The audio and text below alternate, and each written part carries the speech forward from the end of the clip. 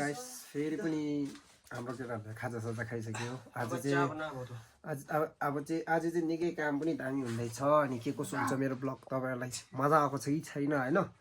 मजा आएको छैन तपाईँहरूले मेरो ब्लगलाई हेरिदिनुहोस् यस्तो ह्यान्डसम बोयहरू हेर्नु पाउँछ मेरो ब्लगमा चाहिँ है अब उसले चिया बनाउनु आँटेको छ ओइ सधैँ मैले बनाइदिन्छ है अब यस्तो छ केटाहरू हो अनि साह्रो पर्दो रहेछ है बारी बोक्नु चाहिँ सजिलो चाहिँ रहेन रहेछ है बारी बोक्नु अब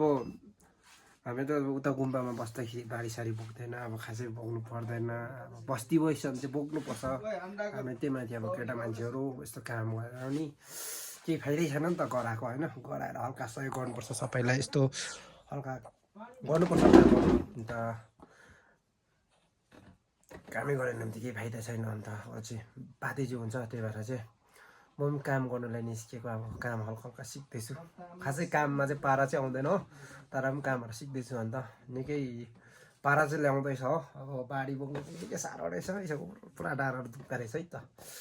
डेन्जर दुख्दैछ डाँडाहरू तर पनि हार मान्नु हुँदैन आज दिनभरि बोक्ने हो बोकेरै छाड्ने हो अब खाजासाजा नेभर गिभ अप हो परबाट नेभर गिभ अप दिँदैछ हो ल त अनि अब बारी बोकेको भिडियो बनाउँछु ल हेर्नुहोस् है